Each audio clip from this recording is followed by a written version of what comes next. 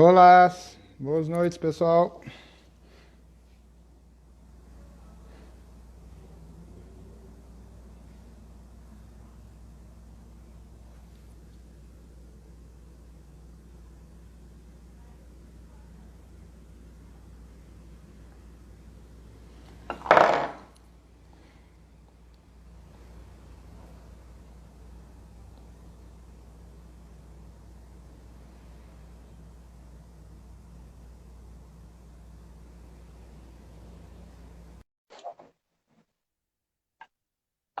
Eita, olá, pessoal, boa noite.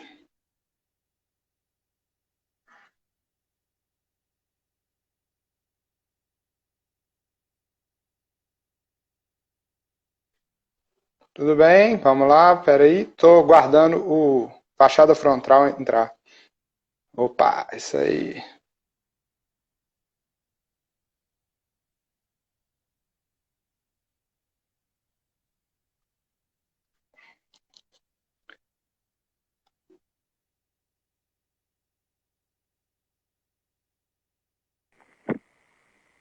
Opa, deitado ou em pé? Deitado, fica mais fácil para mim, viu? Fica mais fácil? Beleza. Aí eu deixo ligado em direto, para não correr risco da gente ficar sem energia, Ah, tá. sem bateria da live. Então tá, beleza. Deixa eu ver aqui um jeito de eu arrumar aqui meu celular. Oi? E mandarem pra gente enquanto isso. Oi? Estou aguardando o Mário entrar, mas eu acho que está tendo algum problema aqui, alguma coisa. Vamos lá. Eu Será que a consigo gente adicionar consegue? mais gente? Acho que Oi? sim. Deixa eu ver, eu não estou conseguindo. Eu estou aprendendo a mexer. Gente, muita paciência, eu estou aprendendo agora. É, os dois estão. O, bo, Então, o, paciência com bo, todo o, mundo bo, aqui. Olá, pessoal. Boa noite. Depois a gente fica, então. Bora começar? Vamos começar. Eu não estou com a opção aqui de colocar o Mário, não. Eu queria colocar o Mário para ele falar. A gente tinha combinado algumas coisas. Mário, querido, se você estiver vendo aí, teve algum problema aqui no Instagram que eu não estou conseguindo adicionar aqui mais um convidado para participar. Sacou? Eu tô vendo que o Hugo tá por aí também. O Hugo podia falar É, pra gente se talvez seja melhor a gente deixar o celular de pé mesmo, ou se deitado assim tem algum problema. Porque eu não sei se nós vamos eu acho. conseguir ver o que mandarem pra gente de pergunta, se deixar ele deitado desse jeito. É, se você consegue adaptar aí, eu consigo aqui. Você consegue? Aqui não, aqui fica Consigo. deitado indo do mesmo jeito. Ah, não. Então tá. Vamos lá. Vamos tentar aqui. Eu vou ver, eu vou ler de lado aqui.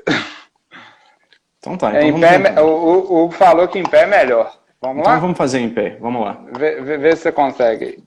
Eu tinha adaptado um jeito aqui, doidão, pra ficar em pé. E aí eu... Tá. Você sabe que assim, né? A gente não tem suporte, apoio, nada aqui não.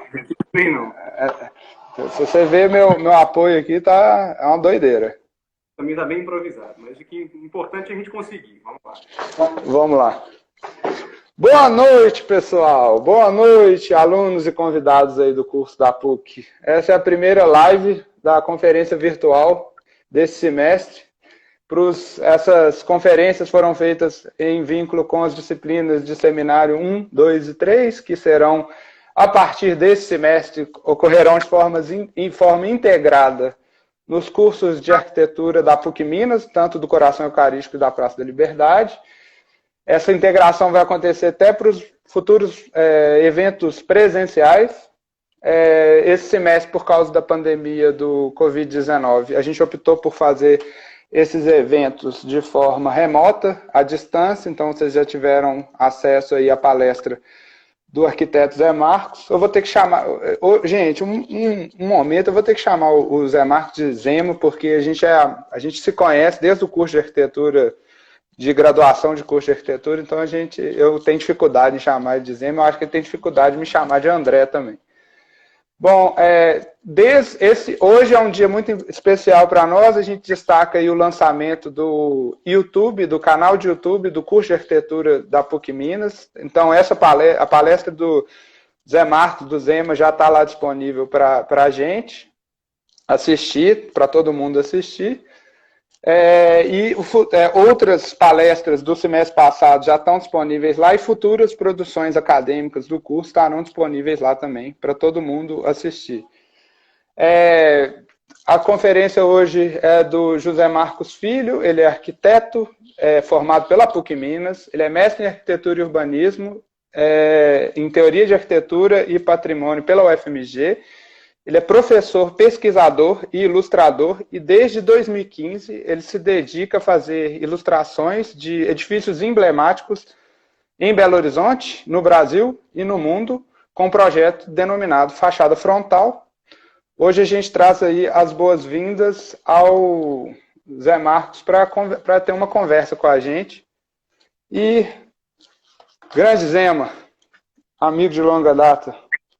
Aí, muito Como obrigado. É que tá a vida aí, querido? Tudo ótimo, tudo tranquilo. Já totalmente adaptado à condição da quarentena. Meus alunos aí acho que já estão se acostumando também. Já estão há 2 meses com o regime remoto, então já um pouco mais adaptado à realidade. Então fica mais fácil também a gente fazer esse tipo de evento como esse de hoje, aí, essa live, para a gente responder as perguntas dos alunos que assistiram ao seminário. Beleza. Pessoal que quiser fazer alguma pergunta, alguma coisa, pode fazer no chat, tem o local de perguntas aqui, eu vou ficar de olho, vou fazer essa mediação, né? Eu professor da PUC, André Soares, eu não me apresentei antes, olá. Eu vou fazer essa mediação aqui, vocês podem ficar à vontade de fazer alguma questão, alguma coisa. Mas, Zema, para começar, como é que está sendo trabalhar aí na PUC? Conta uma história aí de como que você está, a relação PUC Fachada Frontal começou esse ano e, além da palestra que está disponível no canal do Instagram, vamos começar falando de hoje, assim, o que você anda aprontando? É o meu primeiro semestre na PUC como professor, né, depois de ter sido aluno da graduação da PUC por muito tempo. E é uma pena, inclusive, o Mário não poder participar dessa apresentação inicial da nossa conversa, como ele estava planejando, porque o Mário era uma ótima pessoa para poder apresentar o assunto de hoje, porque Mário foi meu professor de AutoCAD. Então teria tudo a ver com esse assunto que nós vamos tratar nessa conversa. Eu estou hoje na PUC como professor de Modelos Digitais 2, que é uma disciplina voltada para o AutoCAD. E o meu projeto que eu estou apresentando nesse seminário é um projeto todo feito no AutoCAD. E o Mário foi meu professor de AutoCAD há muitos anos, foi meu único professor de AutoCAD. Deve ter sido em 2003, se não me engano. Na época, a matéria se chamava Informática Aplicada à Arquitetura. Mas, enfim, aí é um fechamento de um ciclo interessante, né? Que tudo se relaciona aí. E queria que ele tivesse conseguido participar da apresentação aí, mas paciência, acho que aí também, né? Vão ter outras oportunidades. A experiência de dar aula na PUC tem sido excelente. Um pouco diferente da minha vivência como aluno, porque quando eu fui aluno da PUC, eu fui aluno do Coração Eucarístico. Hoje eu sou professor na Praça da Liberdade. É uma experiência é uma experiência nova para mim também nesse sentido. E tem sido ótimo, tem sido excelente, estrutura muito, muito boa, enfim, os alunos têm sido ótimos também. Queria agradecer meus alunos, inclusive, que estão presentes aí hoje, se estiverem, a paciência que eles tiveram aí nesse processo de adaptação nosso também ao regime remoto, porque é uma aprendizado. Claro. E, enfim, eu acho que as coisas têm corrido bem diante das circunstâncias. Então, só coisas positivas a falar dessa experiência aí como professor na por enquanto.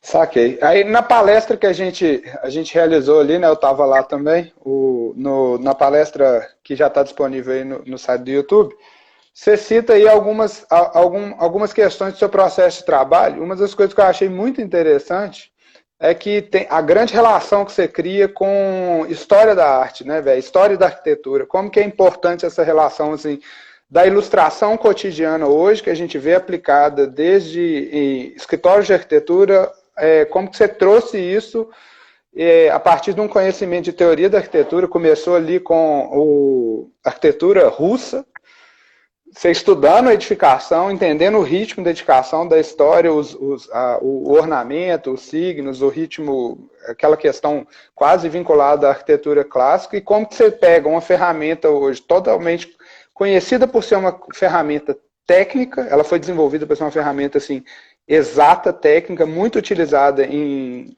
escritórios de arquitetura padrão, e como que você reutiliza e transforma isso para fazer esse tipo de ilustração que a gente tem disponível hoje, que é a sua obra, que é maravilhosa.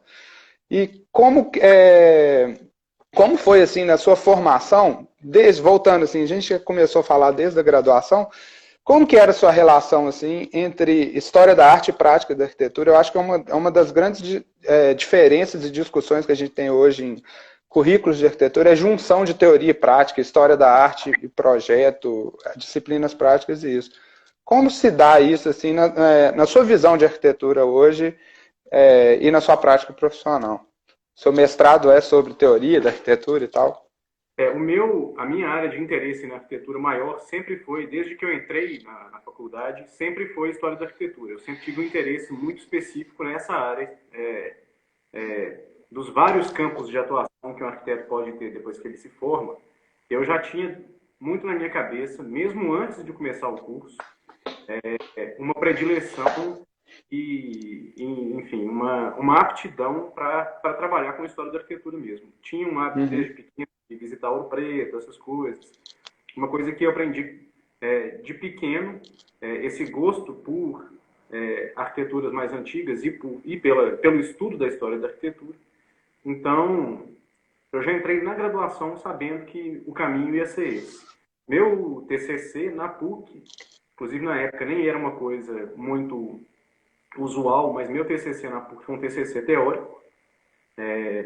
Então, não fiz projeto no meu trabalho final de graduação, fiz uma pesquisa e logo entrei no mestrado com esse interesse meu na arquitetura islâmica. Então, assim, meu orientador de mestrado na UFMG, lá no MPGAU, é o Carlos Antônio Leite Brandão, o Kaká, que é uma pessoa também totalmente...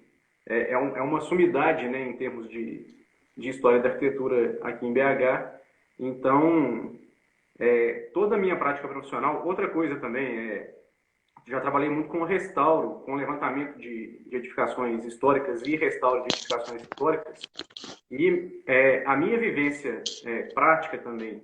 A gente chega, por exemplo, para fazer o restauro de uma igreja.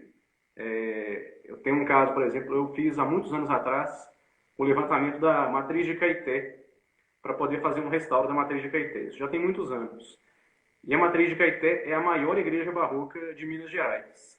E você chega lá com treina na mão, na época nem tinha treina eletrônica, talvez, não me lembro agora, com certeza não. Mas você chega com a treina na mão para fazer as medidas da fachada de uma igreja daquele tamanho e, enfim, é impossível. Então, um pouco dessa prática que eu adquiri, que eu uso no fachada frontal hoje em dia, que é enxergar o edifício e tentar imaginar a proporção dele em fachada, veio muito também dessa prática profissional, desse hábito que eu tinha e desse longo trabalho que eu fiz durante muito tempo com o levantamento de patrimônio, com o levantamento de edifícios históricos de grande escala, que a gente tinha que usar um pouco desse nosso olho treinado de arquiteto para conseguir descobrir medidas que a gente não conseguia medir na trena mesmo. Então, ia na marra, ia no olhômetro, e isso foi uma das coisas também que não citei lá no seminário, não citei na parte gravada do seminário, que me serviram para conseguir criar essas ilustrações que eu criei e explicam também um pouco dessa relação minha da prática profissional com a prática com a criação da fachada frontal, né? Oi. Não, pode falar. Não, porque de vez em quando tá cortando o áudio aqui em casa. A evolução, tipo assim, eu também tive uma experiência muito de participar de levantamento arquitetônico por IFAM e tal, e o nível de desenho sempre é muito pesado. Aquele prédio da rede ferroviária, onde aconteceu a Casa Cor, que você fez a fachada, Sim. aquele trabalho todo, eu achei interessante no trabalho ali, porque a gente tinha realizado, eu tive um escritório de arquitetura, a gente realizou o levantamento, e apesar da gente ter desenhado muito, a gente não desenhava tanto igual você ali no AutoCAD. Me chamou muita atenção o detalhe de você ter falado daquela parte da fachada que você desenhou até as próprias pedras e tal. E o trabalho que é maçante, assim, de desenhar no CAD, é maçante, mas também, ao mesmo tempo, é um trabalho que é prazeroso, eu acho. Assim, uma coisa, eu acho que o CAD, a introdução ao CAD, igual você está realizando hoje você está apresentando alunos a essa ferramenta, né? Você está utilizando isso. A introdução do CAD, para mim, quando eu era estudante de arquitetura, foi um pouco traumática. Eu sofri com CAD durante muito tempo da faculdade. Meus desenhos arquitetônicos, como estudante de arquitetura, eles eram desenhos assim. Eu era muito bom de fazer o modelo tridimensional, eu era esse perfil de aluno. Eu sabia desenhar, usar SketchUp muito bem. Eu tinha outros colegas que me ensinaram muito. Dois deles hoje dão aula na PUC, o Fernando Pacheco e o Leandro Magalhães. Mas eu era péssimo de CAD. Eu, tipo assim, era a ferramenta que eu mais odiava, e eu comecei a gostar de CAD depois que eu fui mais para o mercado de trabalho. Eu comecei a usar o CAD mais para meu envolvimento com obra, fiscalização e tal, e ele começou a fazer parte do meu cotidiano mais quando eu estava dentro do mercado. Hoje que você está introduzindo os estudantes nessa ferramenta, e é uma ferramenta que você, obviamente, domina e ultrapassa as necessidades. Na minha opinião, você ultrapassa a sua prática, ultrapassa as potencialidades dela. Como que dentro da lógica assim, de academia, como que você tem lidado com isso? Assim, eu sei que a sua primeira experiência como professor, a gente sempre melhora, né? Tipo, eu lembro quando eu fui também professor substituto na PUC, eu dava um semestre. Às vezes eu queria fazer alguma coisa, eu quebrava a cara, eu tentava alguma experiência pedagógica, dava errado, mas assim, como tem sido esse semestre hoje, essa introdução? Que é uma pessoa que domina CAD muito mais do que eu, que é seu caso, dando aula de AutoCAD ali, mostrando potencialidades mil para a ferramenta, como tem sido isso hoje? Assim, como que você vê essa geração, como tem sido bem assim, a relação dessa geração que tem uma dinâmica diferente de lidar com rede social, com mídia, né? Como tem sido isso para você? Assim? Como você tem enxergado isso? Eu vou poder te dar essa resposta totalmente daqui a 2 meses, quando acabar o semestre, né? Quando a gente terminar. Não, mas como tem sido o andamento do semestre, assim? O que acontece? Até agora, eu tive uma preocupação, na hora que eu estava criando o meu plano de ensino para esse semestre, eu tive uma preocupação de, no começo do semestre, nos 2 primeiros terços do semestre, cumprir as minhas obrigações como professor de carga teórica. Então, assim, tudo que eu tenho que ensinar para os alunos de desenho técnico e de uso costumeiro da ferramenta, o uso normal da ferramenta AutoCAD, eu quis vencer essas etapas o quanto antes, para ter no final do semestre, no último terço do semestre, um período em que eu pudesse brincar com a ferramenta, como eu faço no dia a dia, e pudesse apresentar também essas possibilidades. Então, eu estou justamente nesse ponto de inflexão agora. Eu estou justamente agora terminando a segunda de 3 etapas do nosso trabalho, e estou terminando com meus alunos a ver desenho técnico e ver o básico da ferramenta AutoCAD. Então, agora que a gente está finalizando essa parte, que é a nossa obrigação, vamos dizer assim, é que eu vou entrar com eles nessa terceira etapa, que eu espero que seja proveitosa para todo mundo. E o nosso plano, inclusive, inicialmente, eu tinha conversado com o Fernando e o Hugo, que eram os professores responsáveis pela exposição aí no final do semestre. Eu tinha conversado com eles ainda no começo do semestre, pensando um pouco na possibilidade de, no semestre, eu conseguir apresentar com meus alunos algumas ilustrações que eles fizessem para que essas ilustrações integrassem, no final das contas, essa exposição.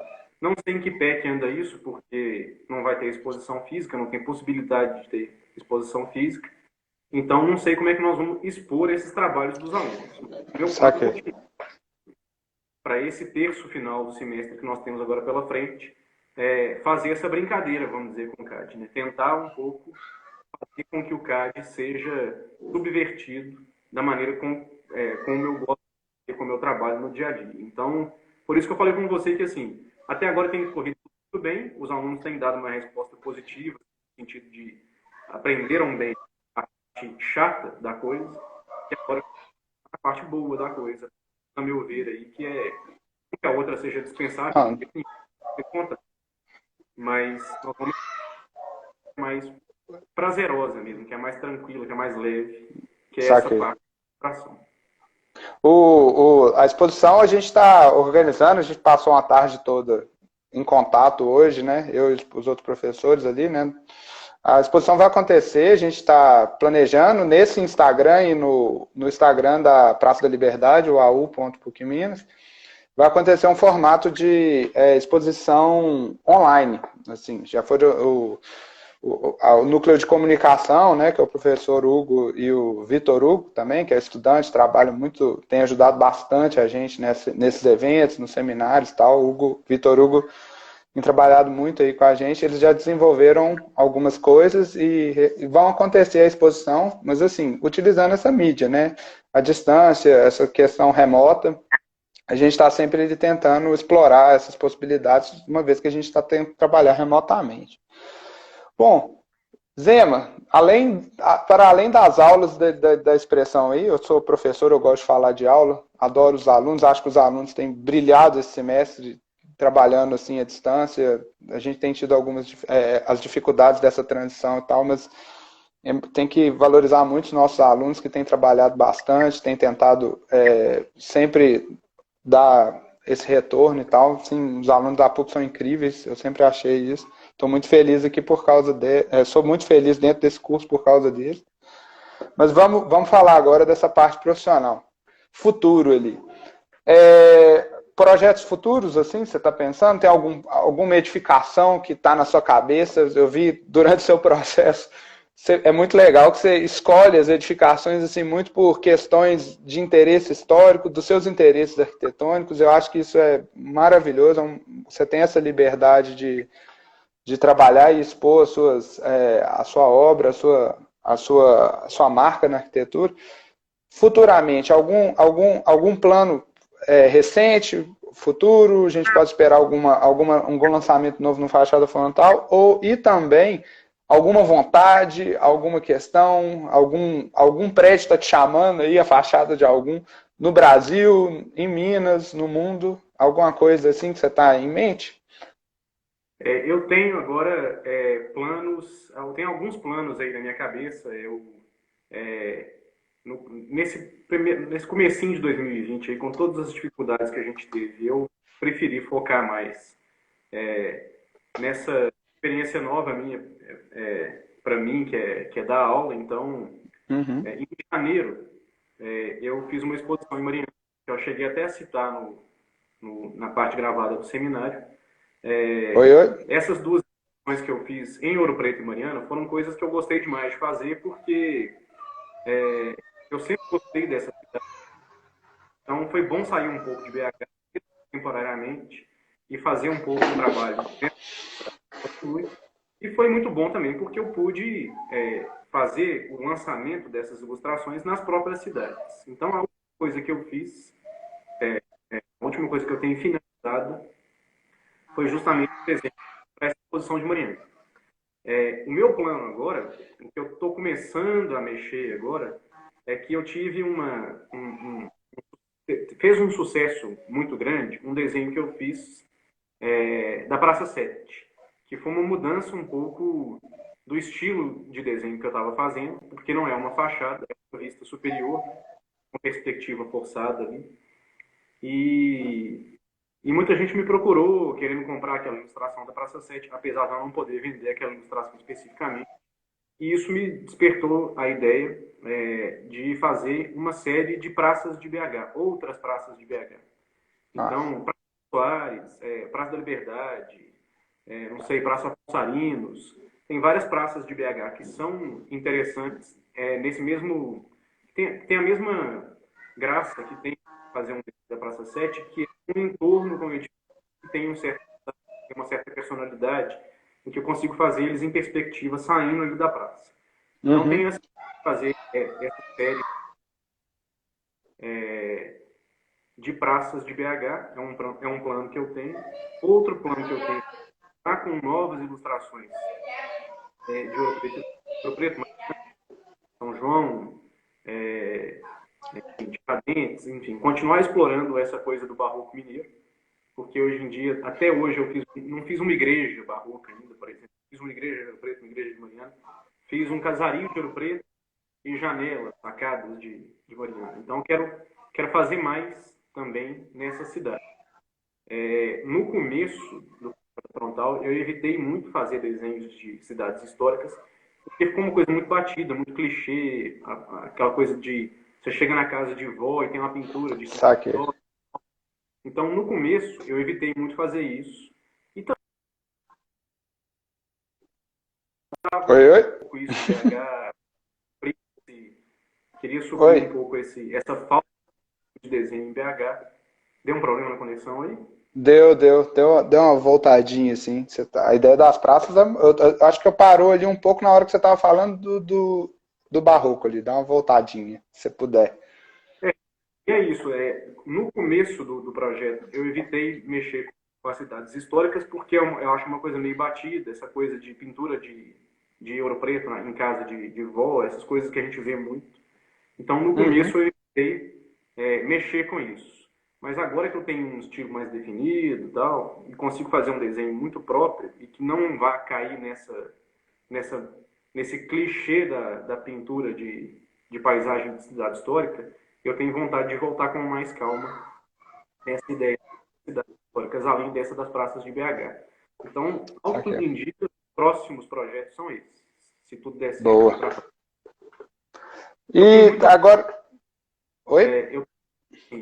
A quantidade de fotos que eu tenho de Ouro Preto é uma coisa absurda, porque eu vou muito a Ouro Preto, eu tenho uma casa lá.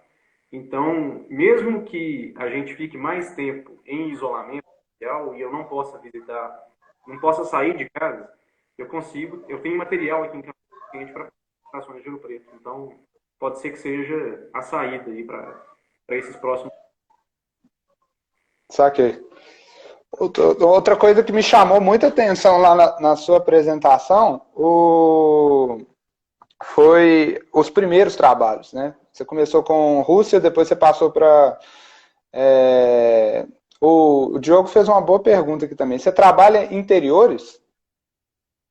Você já fez fachadas, alguma questão de interiores? Eu fiz um único desenho lá no meu Instagram. De vez em quando eu posto uns desenhos que eu comecei a fazer e que eu acabei abandonando no meio do caminho. Tem alguns projetos que ficaram pela metade. A única coisa de interior que eu tenho está lá no meu Instagram, num desses projetos inacabados. É o vitral da claraboia da Confeitaria Colombo do Rio. É a única coisa de interior. Se vocês procurarem lá nas postagens antigas, não sei se eu postei isso em 2018, 2017, por aí. É um desenho que um dia eu pretendo terminar ele ainda, mas ele é um negócio muito cheio de detalhezinho, mais cheio de detalhes do que os outros. E ele ficou ainda inacabado, mas é o único de interiores que eu tenho. É esse vitral Belle Époque, né? Esse vitral da Saquei. Boa pergunta. O Raul, meu ex-aluno de terceiro período, futuro, espero, no sexto, está fazendo uma pergunta aqui legal, falando das mídias hoje, né? Que tipo assim, hoje com o advento do BIM, né, Revit, ArchiCAD e outros programas, eles estão tomando referência no desenho técnico. Você acha que o CAD pode cair em desuso e se tornar uma ferramenta para outros fins, tipo mais artísticos, assim, como é o seu caso? Eu não sei se o CAD vai virar aliás, posso quase garantir que o CAD nunca vai virar uma ferramenta voltada para isso, porque ele, enfim, ele não é o mais adequado para isso mesmo, né? Eu conheço pouco, ou quase ninguém que faz ilustração no CAD, como eu faço. Uhum. Então, não sei se é o caso, não sei se é o futuro do CAD isso não. Eu ainda acho que por muito tempo no Brasil, independente do fato do BIM ser mais, vamos dizer, o futuro ser de fato o BIM, eu acho que o CAD ainda dura muito tempo no Brasil, porque enfim, as coisas aqui demoram a caminhar mesmo. E durante muito tempo ainda, um arquiteto que quiser fazer compatibilização de projeto com um escritório de engenharia que faz os projetos complementares, até mesmo para ele lidar com o pessoal de obra, por muito tempo ainda, o arquiteto vai precisar do CAD na função para a qual ele foi criado, que é para fazer projeto de desenho técnico de arquitetura. Se um dia ele vai virar, com certeza, um dia ele vai ser de fato superado no Brasil, como já está sendo superado no resto do mundo. Mas ainda acho também, eu acho que o CAD é uma ótima ferramenta, independente do fato de, no fim das contas, a pessoa, na prática profissional, usar ou não o CAD é uma ótima ferramenta para a pessoa aprender desenho técnico. Uhum, eu também concordo. O aluno que começa a vida dele acadêmica e depois vai na vida profissional dele direto no BIM, sem ter passado pelo CAD, ele nunca vai saber desenho técnico direito na vida dele. Porque o software BIM dá tudo mastigado para ele. Certo. E isso vai ajudá-lo na vida profissional ali na frente. Então, pelo menos para isso, que seja só para isso, mas para isso o CAD já serve. Para a gente ter essa oportunidade de, no começo da carreira da pessoa, no começo da vida dela profissional e no começo da faculdade, ela ter a oportunidade de... É quase como se ele fosse o equivalente a aprender como a gente aprendeu a desenhar na prancheta. Oi? A pessoa vai aprender a desenhar desenho técnico no CAD para depois ter uma ferramenta que o auxilie, que faça isso por ele. Mas ele sabe fazer. Saquei. Então eu acho que por isso aí. Beleza. A Sofia, só para fazer um gancho lá com o Raul, você acha que seria possível usar a BIM para fazer esse seu trabalho hoje? Desenhos vetoriais assim? Eu acho que SketchUp, Revit, qualquer programa, como eu fiz isso com o CAD, qualquer pessoa pode pegar uma outra ferramenta dessas e também subverter o uso dela e fazer ilustração. Não vejo por que não. Alguém tem que fazer isso, porque eu não vou fazer não, mas que tem jeito, tem. A Lu também, a Lu aqui, a aluna lá da PUC, também perguntou aqui uma coisa: como que você faz para as achuras do CAD não travarem tanto na hora do seu processo de trabalho? Porque a grande dificuldade assim, que a aluna tem é achurar desenho. A gente já teve também, né? Nós já tivemos muita dor de cabeça. Mas como é que você faz assim? Algum processo, alguma dica? Toda vez que eu falo sobre fachada frontal... Oi? Então, aí. Quando a gente estava... Tá funcionando? Uhum, tá dando umas variadas e tal, mas tá rolando. Vamos lá. Essa pergunta também, sempre que eu falo sobre o fachada frontal, parece que eu não entendo muito. Eu tive muito problema com a achura do CAD travando, não. Sei lá, 10 anos atrás, quase 20 anos atrás, quando a gente começou a mexer com o CAD, ainda acontecia mais. Mas as versões mais novas, com os computadores mais novos, não dá muito problema na hora de fazer a achura sólida, não. Você fazendo um desenho feito, a questão é essa: se o desenho está bem feito, está bem amarradinho, não tem nenhum buraco ali sobrando, que não vai fechar aquele campo da achura, aí de fato pode dar problema. Mas se a pessoa toma muito cuidado na hora de desenhar, na hora de achurar não dá muito problema, não. Raramente tem dificuldade com isso. Que tem uma pergunta aqui de estudante, eu acho que também é de estudante ou de convidado, eu não estou conseguindo identificar, assim, já tá os nomes dos perfis, aí pessoal, se eu não entender, chama Léo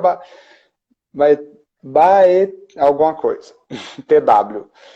Você já pensou em retratar áreas periféricas da cidade? Tipo, favelas, zonas periféricas, coisas que não estão chamando muito a atenção, que não chamam muito a atenção da centralidade, assim, e tal. Você já pensou em fazer isso? Alguma série de trabalhos assim? Não, é uma Oi? boa ideia, mas eu nunca pensei, porque, enfim, o meu processo de escolha para fazer ilustração, como eu expliquei muito lá na parte gravada do seminário, e já falei sobre isso com você hoje no começo, Uhum. o processo de escolha vai muito dessa minha afinidade com a história da arquitetura. Saquei. Então, não é que eu não tenha escolhido áreas periféricas porque não quero retratar áreas periféricas, Sei. porque a minha escolha vai muito para coisas antigas, né? Não. Então, naturalmente, consequentemente, eu nunca olhei para essa parte da cidade. Não é por predileção com as centralidades, não. É por predileção com o antigo, com o histórico, com a arquitetura neoclássica, com a arquitetura barroca. Então, mas enfim, é claro que ainda há possibilidade aí para frente, já que nós estamos falando de BH e eu moro na Serra, inclusive. Então, é claro que existe essa possibilidade aí para frente de ainda fazer um desenho desse tipo. Um desenho da periferia da cidade, né, vamos dizer. Uhum. Não descarto. Quando você estava falando do desenho específico da Praça 7, você falou que você não pode vender e tal. É uma questão de você fazer encomenda, você está aceitando encomenda, você pede assim, se alguém pedir para você fazer alguma coisa, algum desenho, alguma coisa, você... Oi, peraí. Então, vai lá.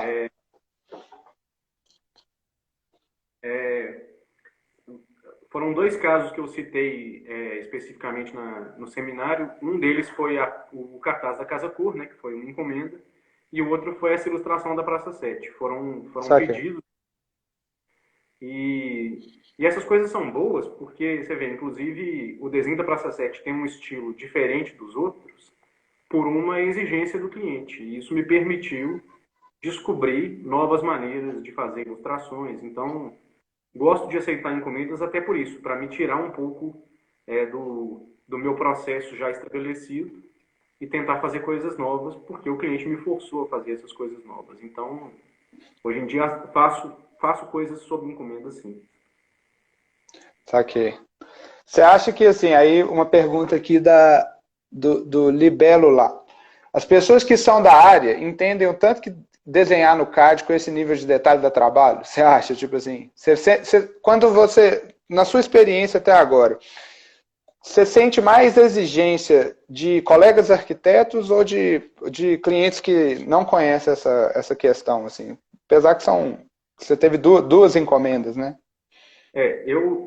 Assim, é claro que quem é arquiteto e escuta essa história, foi feito no CAD, tem um fator adicional aí de interesse no meu trabalho de ilustração, ou seja, os colegas e as colegas arquitetos acham ainda mais legal, ainda mais interessante o fato de ser feito no CAD, porque sabem que é difícil. O leigo não sabe, mas para mim não importa, porque assim, a pessoa que vê uma ilustração dela, não importa. Vamos aguardar só um pouquinho. Alô? Okay. Oi, vai lá. Beleza. Deu. A pessoa... vai lá. O que acontece? Como nós estamos fazendo um seminário para o curso de arquitetura, eu fiz questão de explicar que os desenhos são feitos no CAD e explicar por que são feitos no CAD. Mas eu já, no dia a dia, para vender ilustração, eu já saí um pouco dessa história de insistir no fato de que o desenho é feito no CAD, porque o cliente final, para ele pouco interessa como que eu fiz o desenho e o quanto de trabalho que deu fazer aquele desenho. Isso não importa para quem quer colocar um quadro bonito na casa dele. O cara quer colocar um desenho da Rua Sapucaí, aquela vista da Rua Sapucaí na sala dele, porque ele acha bonito, não é porque deu trabalho ou porque foi feito no CAD. Então, de fato, pessoas que não são da arquitetura não sabem o quanto foi trabalhoso. Mas não me importo com isso, não. Eu quero que as pessoas comprem porque gostaram. Saquei. Legal. E quando agora, analisando aqui, eu tenho uma pergunta aqui do Augusto, você acha que seria possível utilizar o seu projeto Fachada Frontal para fazer uma crítica aos edifícios super altos, envidraçados, que usualmente estão acontecendo no mercado imobiliário nosso, a forma de produção comum assim do mercado imobiliário? Eu acho que eu não tenho alcance, vamos dizer, com o meu trabalho para fazer uma crítica tão significativa, mas a minha crítica já fica velada ali no fato de eu escolher edifícios da cidade que são os antigos e não essa produção arquitetônica de má qualidade que é feita atualmente. Então a crítica já está, mesmo que velada, na própria escolha que eu faço das ilustrações. Eu nunca vou retratar um edifício desses vertical, caixa de vidro, tal, porque eu não acho bonito, porque eu não acho interessante, porque eu não acho uma arquitetura de qualidade. Então, a de crítica a um determinado tipo de arquitetura através das minhas escolhas mesmo de ilustração. Assim, eu acho que a igreja de São José tem muito mais valor do que os prédios que ficam atrás da igreja de São José. E deixo muito claro isso quando eu abaixo a paisagem que fica no fundo e deixo a igreja em destaque. Então, esse tipo de crítica existe naturalmente lá, escondido dentro dos desenhos, mas mais do que isso eu não consigo imaginar o que eu possa fazer. Saquei. Eu acho que uma coisa que também fica muito clara na sua palestra é as suas influências. Assim, você começou com uma influência que vem do Renascimento, você vem desenvolvendo isso dentro da história da arte, seu estudo e tal. Você tem atualmente artistas contemporâneos, assim, as palhetas de cor que você escolhe são todas muito bem trabalhadas e tal, bem escolhidas, bem testadas, eu acho. É um processo interessante. Hoje você tem alguma influência, assim, outros ilustradores, que hoje a gente encontra muitos ilustradores no Instagram, né? A gente está em acesso com isso. Eu comecei a seguir vários, sigo você, obviamente. Mas tem outros ilustradores, outra produção contemporânea que influencia? Você curte algum trabalho de algum colega aqui de BH, de São Paulo ou de outro lugar? Olha, o meu tipo de desenho, que é o desenho com linguagem de desenho técnico, eu não conheço ninguém que faz e prefiro até não me influenciar por outras pessoas para poder manter um pouco esse estilo próprio. Mas conheço aqui em BH que faz ilustração também e faz ilustração de paisagem urbana, que eu gosto bastante e admiro, tal, mas que fazem coisas muito diferentes do que eu faço. Né? Tem o caso, por exemplo, do Olimim, não sei se já ouviu falar dele. Já, eu tenho um aqui em casa também. Nós começamos juntos, assim, a gente nem se conhecia, eu não conhecia pessoalmente, não. A gente já se falou muito por mensagem, Instagram, tal, essas coisas, porque um observa o trabalho do outro de longe e um admira o trabalho do outro de longe, mas são esses casos, assim. Eu sei que em BH hoje em dia tem muita gente que faz muita coisa boa, mas considero que está cada um na sua. Eu inclusive, nem me considero concorrência para ele, nem considero ele concorrência para mim, porque eu acho que nossos estilos são muito diferentes. Claro. E a pessoa um ou outro. Então, e se preferir ele, eu acho ótimo, porque as coisas que ele faz são muito boas também. Só, enfim, um exemplo. O professor Diogo aqui também fez uma pergunta ótima sobre o AutoCAD. Ele perguntou assim, como que você vê o processo criativo e a relação da ferramenta AutoCAD, já que você é hoje um desvirtuador da ferramenta, como que você vê o processo criativo dentro da arquitetura ali, fazendo, você tem experiência nisso, e a relação com o software, com o AutoCAD hoje? Como que você enxerga isso? Assim? Você tem alguma posição sobre? Você já passou por algum problema, alguma questão? O projeto deixa muito claro para a gente, quando a gente está no começo do curso, essa necessidade da gente sair da ferramenta do computador, né? Não só do CAD, e fazer desenho à mão, porque o desenho à mão é mais solto e permite mais criatividade e permite uma facilidade maior de fazer modificações. Então, os professores insistem muito com a gente para a gente não criar na ferramenta, para a gente criar no lápis e no papel e depois usar a ferramenta para transformar isso de fato em projeto. E eu concordo totalmente com isso. Para projeto de arquitetura, isso faz todo sentido, concordo em gênero, número e grau. Mas para fazer ilustração, a coisa muda um pouco de figura. Até costumo fazer um pouco também esboços à mão, para tentar, por exemplo, quando eu estava dando aquele exemplo na parte gravada sobre a Serraria Souza Pinto, que eu queria fazer um enquadramento específico que mostrasse um poste do viaduto Santa Teresa bem no centro da composição e a fachada da serraria meio que fazendo uma simetria com esse poste no meio. Isso foram coisas que eu resolvi no lápis e no papel. Esse enquadramento, que é muito importante para um desenho bonito, foram coisas que eu consegui resolver no papel antes de passar para o CAD. Porque, de fato, é muito mais fácil fazer isso num esboço à mão do que ficar mexendo num desenho que é tão cheio de regrinhas, lá tão duro quanto é o CAD. Então, concordo com que o CAD pode tolher um pouco a criatividade da pessoa. Acho que mais no projeto de arquitetura do que num trabalho de ilustração como é o meu. Então, acho que são coisas diferentes.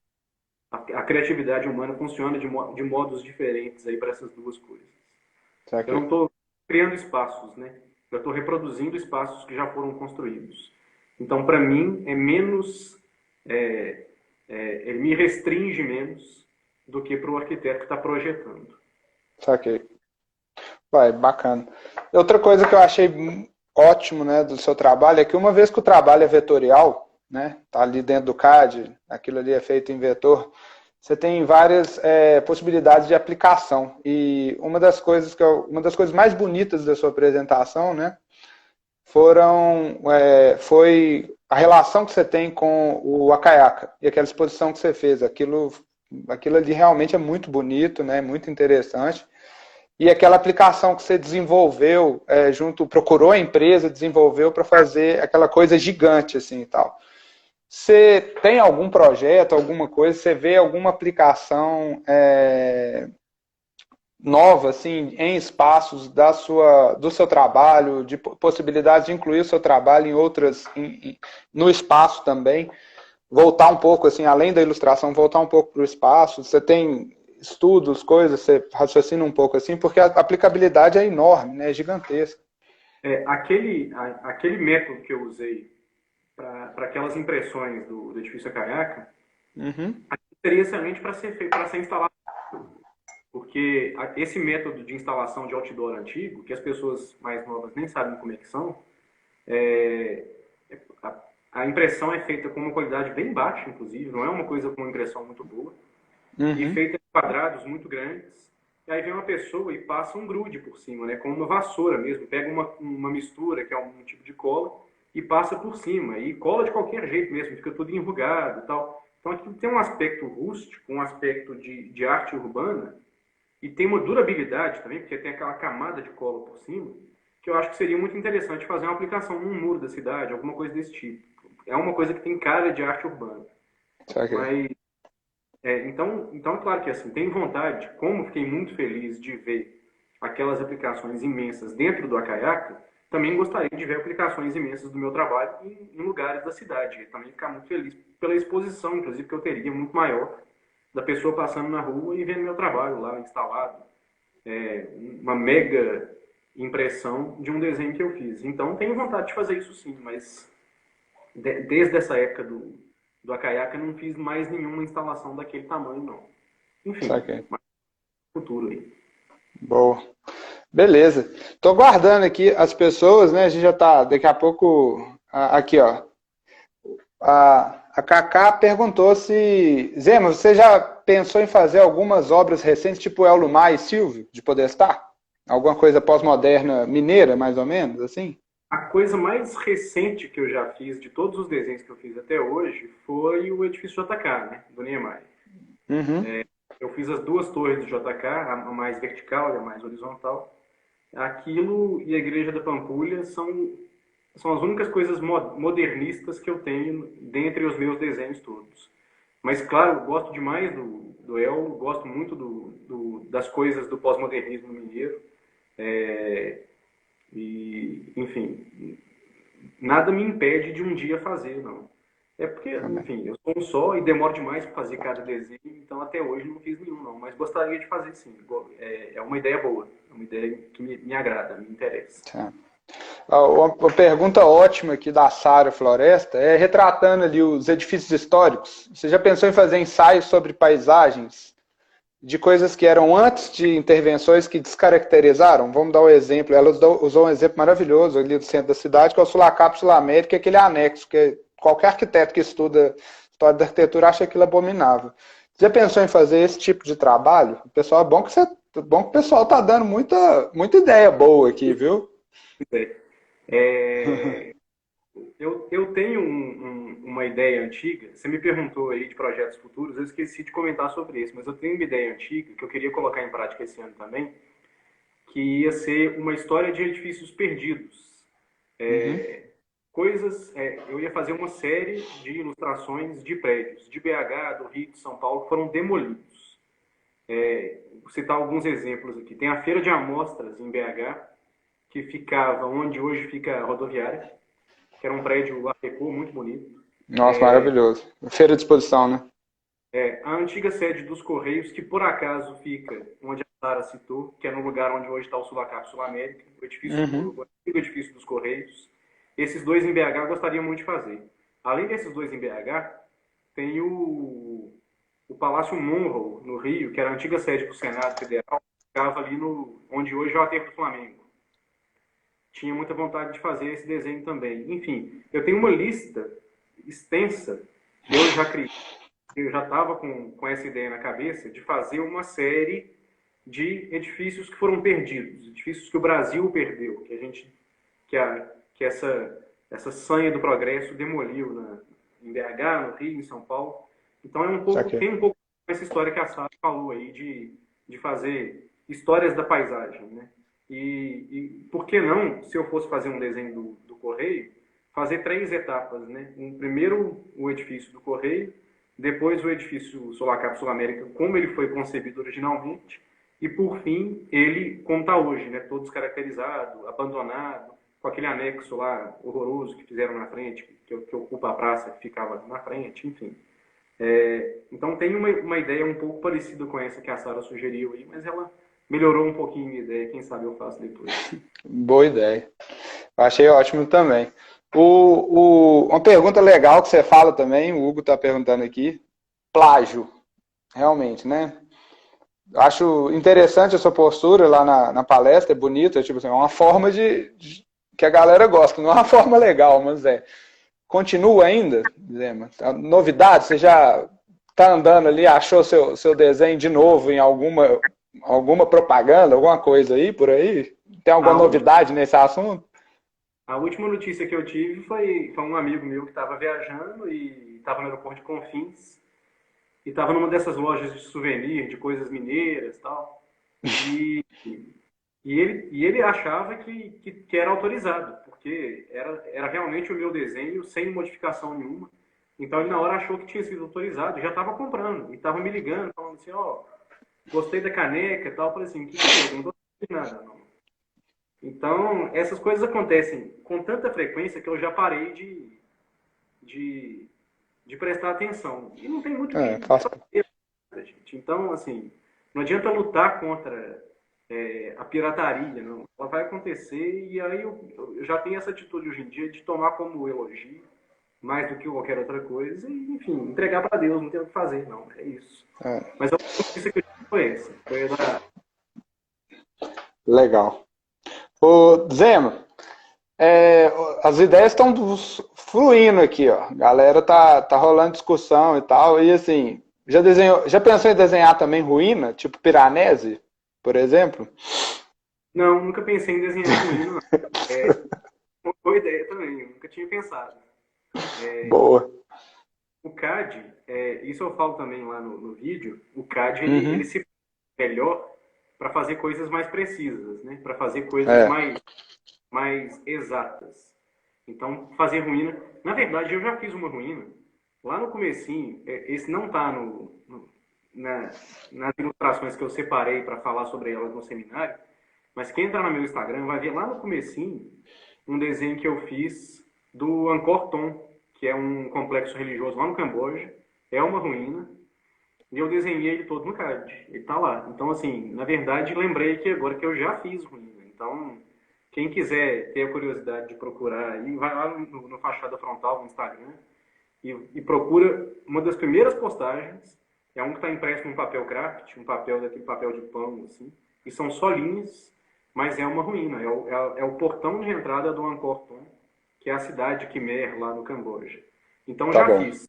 Agora, apesar de eu já ter feito, eu prefiro fazer edificações que, como eu falei, são mais precisas. Né? Eu também citei o caso do preto, que tudo é torto, nada está no prumo, tal, não sei o quê, aqueles telhados todos tortos. Então não é que eu não possa fazer, não, mas eu prefiro, porque é mais fácil fazer no CAD, desenhos mais precisos, de edificações que sejam mais retas, né? mais no prumo. Saquei. Gente, a gente está chegando nos 5 minutos finais, por exemplo. Já passou 1 hora, que a live do Instagram tem esse limite de 1 hora, né? O Gfero está perguntando aqui para você onde você vende os posters, né? O meu canal de comunicação é o Instagram mesmo. Então eu peço para as pessoas me mandarem mensagem naquele direct, né, do Instagram e fazerem as encomendas. Tem uma loja aqui em BH, que é de uns amigos meus que formaram comigo na PUC também, que é o Made in BH. A loja fica lá no Mercado Novo.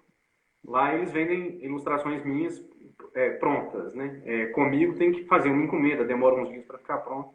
Enfim, mas agora o Made in BH está fechado, provavelmente, né, por causa da pandemia. E eu tenho entregue com um esquema mensal agora.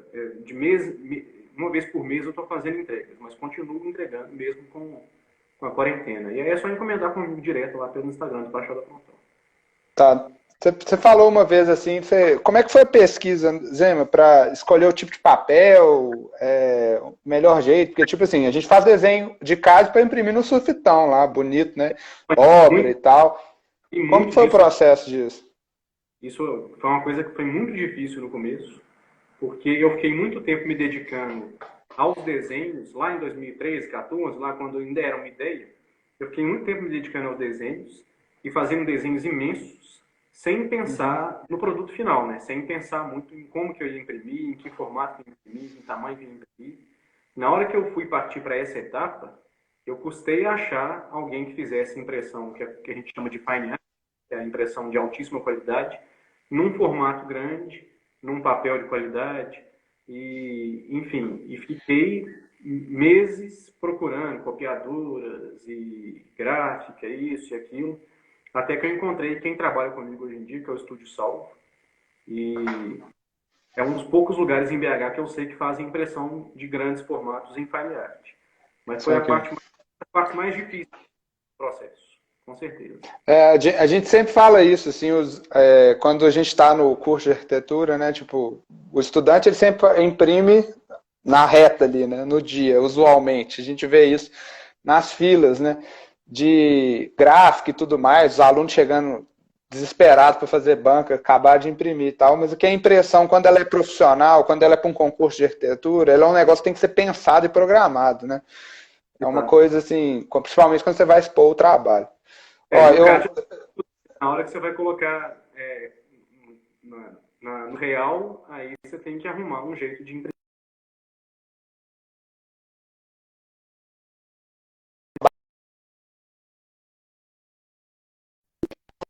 Você me travou completamente. A gente está trocando travamentos de sinal aí e tal. Qual que é o estúdio de novo? Aqui o Lixo está perguntando. Ah, boa. Qual que é o estúdio que você usa? Fazer um estúdio? Faz propaganda. Boa. Beleza, cara. Pessoal, vai lá, foi mal. Te interrompi. Estúdio sem E na frente, né? Eles têm Instagram. Procura Estúdio Salvo que vocês vão achar. Boa. A gente está chegando no último minuto. Ô Zema, muito obrigado. Pessoal que o Instagram já está pedindo aqui os últimos 30 segundos. Pessoal que apareceu, muito obrigado. Valeu demais. Agradeço muito. Mário, que não não pôde participar, um abraço para você, querido. Sua falta foi sentida. Um abração, pessoal. Tudo de bom aí para vocês. Valeu demais, viu, Zé? Valeu, um abraço. Abração a todos.